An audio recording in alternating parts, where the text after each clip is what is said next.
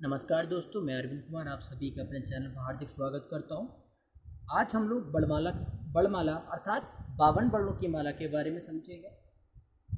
जैसे कि हम सभी को पता है, इंग्लिश में कुल टोटल वर्ड्स कितने होते हैं, कुल लेटर कितने होते हैं, आपको पता है कि 26 होते हैं, जिसमें ए ई आई ओ यू ये 5 वॉवेल होते हैं और बाकी 21 क्या होते हैं, कॉन्सोनेंट। ऐसे ही बड़माला में कुल टोटल आपके 52 वर्ड होते हैं, 52 लेटर होते हैं और इन 52 वर्णों को भी वॉवेल और कॉन्सोनेंट अर्थात स्वर और व्यंजन के रूप में बांट दिया गया है, जिसको हम लोग डीपली पढ़ते हैं। क्योंकि आजकल कंपटीशन का जो स्टैंडर्ड है काफ़ी हार्ड होता जा रहा है और काफ़ी खुद की क्वेश्चन पूछते हैं, इसलिए हम बड़माला को बहुत ही डीपली और पेशेंसली समझेंगे। ठीक है, चलिए स्टार्ट करते हैं। जैसे आप सभी को पता होगा कि जो भाषा की सबसे छोटी इकाई है, सबसे छोटी इकाई कौन सी होती है, ध्वनि। ध्वनि जिसको हम बड़ के नाम से भी जानते हैं। तो ध्वनि अगर आंसर दिया तो ध्वनि टिक करेंगे और बड़ आंसर दिया है तो बड़ टिक करेंगे। ठीक है, अब यहाँ पर जो बड़ है मैंने आपको बताया कि टोटल कितने बड़ होते हैं हमारे पास, 52। इन 52 बड़ों की माला को ही हम बड़माला कहते हैं। बड़माला को हमने कहा कि स्वर और व्यंजन के 2 रूपों में डिवाइड कर दिया है। ठीक है, अब यहाँ से बहुत क्वेश्चन बनते हैं स्वर से संबंधित और बहुत सारे क्वेश्चन आपके बन जाते हैं व्यंजनों से संबंधित। चलिए हम पहले स्वर के बारे में समझ लेते हैं। स्वर में क्या है कि आपके यहाँ पर कन्फ्यूजन ये क्रिएट होती है कि एग्जाम में क्वेश्चन लिखा होता है कि कुछ मतलब स्वर की संख्या बताइए। तो जब स्वर पूछे जाते हैं तो वहाँ पर कहीं आंसर 13 दिया होता है, कहीं 11 दिया होता है। तो मैं इसकी कन्फ्यूजन दूर करता हूँ। अगर आपसे पूछा जाए कि कुल स्वरों की संख्या कितनी है तो आपका आंसर होगा 13। आपसे पूछा जाए स्वर कितने हैं तो आप बताएंगे 11। ठीक है, कि कुल स्वर में क्या होते हैं, 2 अयोगवाह होते हैं, अंगाहा, वो भी सम्मिलित हो जाते हैं, इसलिए इनकी संख्या 13 हो जाती है। जनरली स्वरों की संख्या कितनी रहती है, 11 रहती है और कुल स्वर पूछे जाए तो 13।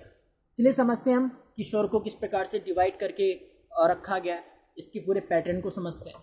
अगर हम बात करें स्वर की तो स्वर को भाई इन्होंने क्या किया, 3 भागों में डिवाइड कर दिया। ठीक है, 3 भाग कौन कौन से, जैसे पहले भाग को मूल स्वर क्यों कहा गया भाई, मूल स्वर इसलिए कहा गया इसमें वो स्वर रखे गए जिनके और खंड ना किए जा सके, मतलब जिनको और छोटे छोटे पार्ट्स में डिवाइड ना किया जा सके, उन सबको मूल स्वर कहते हैं। जैसे छोटा आ, छोटी ई, छोटा ऊ, री से ऋषि वाला री, मतलब कुल मूल स्वरों की संख्या कितनी होती है, 4 होती है। ठीक इसी प्रकार मूल स्वर को उन्होंने कहा लघु स्वर भी कह सकते हैं। भाई लघु स्वर क्यों कह सकते हैं, क्योंकि उन्होंने कहा कि जिन स्वरों की केवल एक मात्रा होगी तो उन सभी को हम लघु स्वर के नाम से जान सकते हैं, तो उसको हम लघु स्वर भी कह सकते हैं। ठीक है, इनको हम हर्ष स्वर भी कह सकते हैं। मतलब उन्होंने कहा कि जिन स्वरों को बोलने में, उच्चारण करने में कम ध्वनि मतलब कम समय खर्च होता है तो उन सबको हर्ष स्वर कहेंगे। इस हिसाब से आ ई उ और री को हम हर्ष स्वर भी कह सकते हैं। मतलब आपसे मूल स्वर पूछे जाएं, चाहे लघु स्वर पूछे जाएं, चाहे हर्ष स्वर पूछे जाएं, आपका आंसर होगा 4 केवल। 4 कौन कौन सी, छोटा आ, छोटी ई, छोटा ऊ और ई से ऋषि। ठीक है, चलिए हम इसका सेकंड पार्ट समझते हैं। सेकंड पार्ट, इसको उन्होंने दीर्घ स्वर या सजातीय स्वर के नाम से जाना। दीर्घ स्वर का मतलब है ऐसे स्वर जिनमें कम से कम 2 मात्राएं हों, जैसे बड़ा आ, बड़ी ई और बड़ा ऊ। ठीक है, तो दीर्घ स्वर की संख्या कितनी होती है, 3 होती है। ठीक, या इसको हम सजातीय स्वर के नाम से जानते हैं। जैसे सजातीय का अगर हम संधि मतलब अपने तरीके से समझें तो सा से मतलब होता है समान, जातीय मतलब जात का, समान जात के स्वर। समान जात के स्वर का मतलब है कि यहाँ पर जो स्वर बने हैं वो समान जात के स्वरों के मेल से बने। जैसे आप देखिए बड़े आ का जो निर्माण हुआ वो छोटा आ और छोटा आ दोनों तरफ एक ही जैसा, एक ही जात का स्वर है, तो छोटा आ आपस में मिलकर क्या बनाया, बड़ा आ बनाया, तो उसको हम बड़ा आ को क्या बोलेंगे, सजातीय स्वर। ऐसी बड़ी ई का निर्माण कैसे हुआ, छोटी ई छोटी आपस में मिली और मिलकर इन्होंने क्या बनाया, बड़ी ई बना दिया, तो उसको हम बोलेंगे क्या बोलेंगे, सजातीय स्वर। ऐसे बड़ू का निर्माण कैसे हुआ, छोटा ऊ आपस में मिला और छोटा ऊ मिलकर आपस में इसको क्या बना दिया, बड़ा ऊ बना दिया। ठीक है, तो जब भी समान जात के स्वरों के मेल से कोई स्वर बन रहा है तो उसको हम सजातीय स्वर के नाम से जानेंगे। तो इनकी संख्या कितनी होती है, इनकी संख्या होती है 3। ठीक है, चलिए थर्ड चीज को समझते हैं। थर्ड, इसको संयुक्त स्वर या विजातीय स्वर या प्लुप्त स्वर के नाम से जाना गया। संयुक्त स्वर का मतलब है कि यहाँ पर स्वर मतलब स्वरों के मेल से कोई स्वर बन रहा है तो उसको हम संयुक्त स्वर कहेंगे। ठीक है, और यहाँ पर विजातीय स्वर क्यों कहना है, जैसे अभी हमने पढ़ा सजातीय का मतलब समान जात का, ऐसे विजातीय का हो जाएगा विभिन्न जात का, बी से विभिन्न जात का, मतलब विभिन्न जात के मेल से अगर कोई स्वर तैयार हो रहा है तो समझ जाइए कि वो संयुक्त स्वर या विजातीय स्वर है। जैसे आप देख सकते हैं आ, छोटा आ और छोटी ई आपस में जब मिलते हैं तो बनता है आई। क्या बनता है? आई बनता है। इसको हम बच्चों क्या पढ़ते हैं? आई पढ़ते हैं। यहाँ पर ऐसे ही छोटा आ और छोटा ए आपस में मिलता है तो क्या बनता है? अय बनता है। क्या बनता है? अय। इसको हम क्या पढ़ते हैं? अय पढ़ते हैं। ऐसे ही छोटा आ छोटा ऊ आपस में मिलता है तो क्या बनता है? औ। क्या बनता है? औ। ठीक है, इसको हम औ पढ़ते हैं। ऐसे ही छोटा आ और छोटा ओ आपस में मिलता है तो क्या बनता है? औ बनता है। क्या बनता है? औ। औ। ठीक है, तो संयुक्त स्वर या विजातीय स्वर भाई कितने होते हैं? 4। यहाँ पर प्लग स्वर का क्या मतलब है? प्लग स्वर का मतलब है ऐसे स्वर जिनको बोलने में मतलब दीर्घ स्वर से अधिक समय खर्च हो तो उनको हम प्लुप्त स्वर कह देते हैं। जैसे आप लिखते हो ओ बोलते हैं तो उसमें जो ओ में ओ की आवाज़ आ रही है, उच्चारण हो रहा है, ये प्लुप्त स्वर का ही उच्चारण है। ठीक है, तो आप समझ गए होंगे स्वरों को भाई 3 भागों में डिवाइड कर दिया। कौन कौन से 3 भाग बताए आपको? मूल स्वर, लघु स्वर या हर्ष स्वर। ये मूल स्वर को ही हम लघु स्वर या हर्ष स्वर कहते हैं। इनकी संख्या कितनी होती है? 4 होती है। ऐसे ही दीर्घ स्वर या सजातीय स्वर, इनकी संख्या कितनी होती है? 3 होती है। और संयुक्त स्वर या विजातीय स्वर, इनकी संख्या कितनी होती है? 4 होती है। तो इस हिसाब से आप देख सकते हैं 4, 3, 7, 7 और 4 11। तो 11 स्वर को हमने डिवाइड करके विवरण से समझ लिया। अब यहाँ पर आपके 2 स्वर और होते हैं जिनको हम किस नाम से जानते हैं? अयोगवाह। क्या कहते हैं? अयोगवाह। अब यहाँ पर भी आप देखेंगे एग्जाम में बहुत क्वेश्चन पूछे जाते हैं कि निम्न में से अयोगवाह कौन सा है, या निम्न में से अनुस्वार कौन सा है, निम्न में से विसर्ग कौन सा है, या निम्न में से नपुंसक स्वर कौन सा है। तो उसका आंसर आप समझते हैं। देखिए अयोगवाह की संख्या कुल 2 होती है। तो देखिए 11 ऊपर वाले स्वर, 2 ये वाले अगर हम लगा लेंगे तो कुल स्वर कितने हो जाएंगे? कुल स्वर आपके 13 हो जाएंगे। ठीक है, और अगर हम ये अयोगवाह ऐड ना करें तो स्वर की संख्या कितनी हो जाएगी? 11। ठीक, तो यहाँ पर जो अयोगवाह 2 हैं, कौन कौन से अयोगवाह होते हैं भाई? अंग होता है जिसको हम अनुस्वार कहते हैं। क्या कहते हैं? अनुस्वार कहते हैं। और आहा होता है, आहा, जिसको हम क्या कहते हैं? विसर्ग कहते हैं। क्या कहते हैं? विसर्ग कहते हैं। ठीक है, तो अंग को अनुस्वार कहते हैं, आहा को हम विसर्ग कहते हैं। सामान्यतः ये स्वरों व्यंजनों में प्रारंभ में या अंत में इस्तेमाल हो जाते हैं। जैसे मैं अंग का इस्तेमाल बताऊं, आप लिखते हैं श्रृंगार, तो श्रा के ऊपर जो आपने बिंदी लगा दी, या आपने लिखा अंगूर। ठीक है, तो ये सारी चीज़ें आपके अनुस्वार में आ गई। आहा की जैसे आप लिखते प्रातः, प्रायः, तो ये सभी आपके विसर्ग में आ गई। ठीक है, तो अंग और आहा इनको नपुंसक स्वर भी कहते हैं क्योंकि इन स्वरों का अपना अकेले का कोई महत्व इंपॉर्टेंस सामान्यता नहीं है, किसी न किसी के साथ ही अपना कोई इंपॉर्टेंस शो करता है। ठीक, तो आप समझ गए होंगे कि अयोगवाह कौन से हैं। ठीक है, और स्वरों के बारे में आप समझ चुके होंगे। चलिए थोड़ा सा हम इसकी प्रैक्टिस कर लेते हैं। जैसे आप छोटा आ से लेकर मतलब छोटा आ से लेकर सारे स्वर लिखिए आप, और सारे स्वर लिखिए, फिर आप उनको डिवाइड करने की कोशिश कीजिए। जैसे आप छोटा आ की बात करी तो छोटे आ में कितनी मात्रा है? 1 मात्रा, मतलब इसके और भाग तोड़े जा सकते हैं? नहीं तोड़े जा सकते। तो छोटे आ को जो और नहीं तोड़ सकते तो इसका मतलब तो ये मूल स्वर हुआ, मतलब लघु स्वर भी कह सकते हैं या हर्ष स्वर भी कह सकते हैं। बड़े आ को आप तोड़ेंगे तो छोटा आ ने आपस में मिलकर क्या बनाया? बड़ा आ बनाया। तो यहाँ पर देखिए छोटा आ आपस में मिला, क्या बनाया? बड़ा आ बनाया। तो यहाँ पर देखिए दोनों समान जात के मिलकर बड़े आ का निर्माण कर रहे हैं ना, तो समान जात से याद आ गया होगा सजातीय स्वर। सजातीय स्वर मतलब दीर्घ स्वर। मतलब आपसे पूछा जाए बड़ा आ कौन सा स्वर है, तो आपका आंसर होगा दीर्घ स्वर है, अर्थात सजातीय स्वर है। और उसको वही बोलने में भी ज़्यादा समय लग रहा है, इसलिए हम इसको दीर्घ स्वर भी कह देते हैं। छोटी ई में कितनी मात्रा है? 1 मात्रा है, तो हम इसको लघु स्वर या मूल स्वर के नाम से जानेंगे।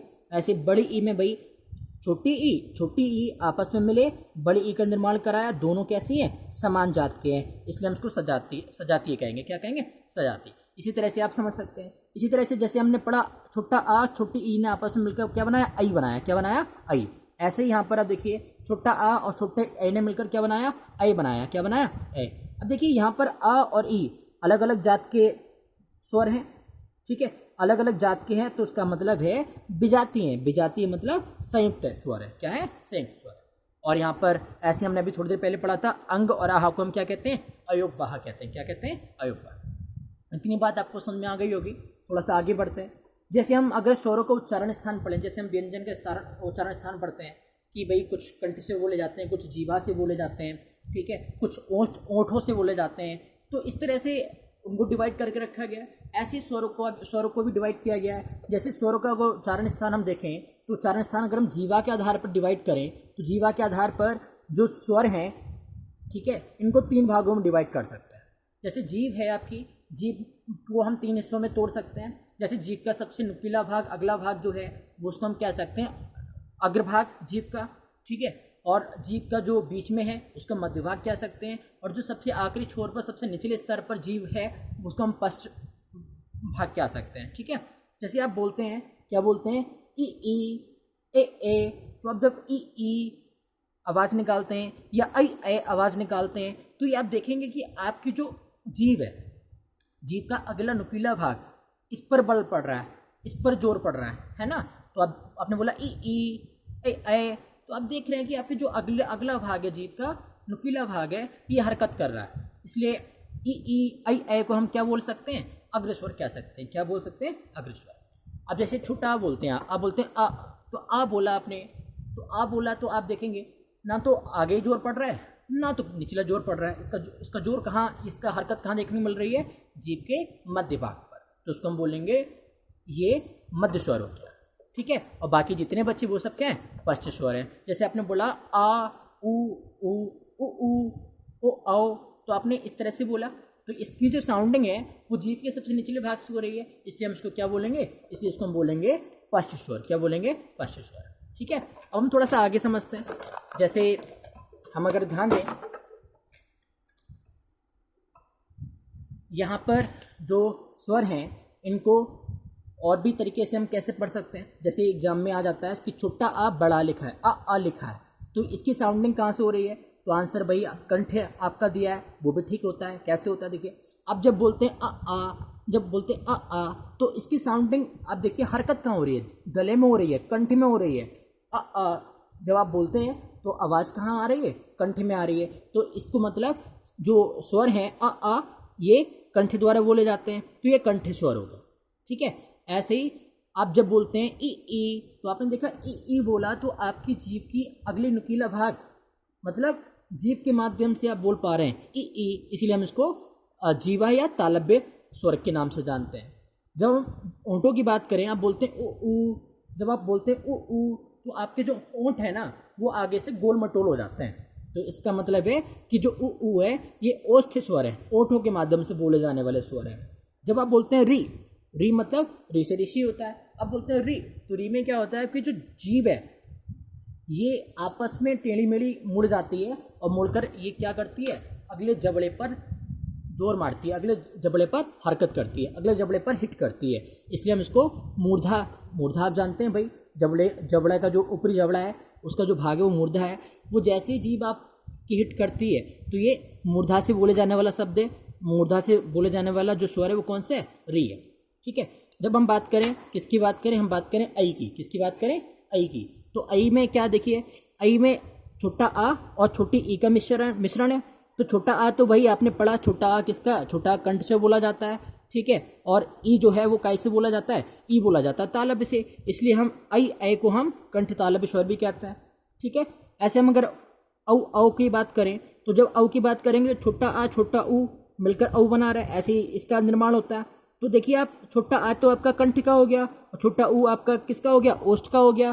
तो छोटा आ छोटा ऊ औ बनाया, तो ये भाई एक कंठ का है और एक ओष्ठ का है, इसलिए हम इसको कंठ ओष्ठ स्वर के नाम से भी जानते हैं, ठीक है। अब हम लोग व्यंजन के बारे में समझेंगे अगली वीडियो में। धन्यवाद।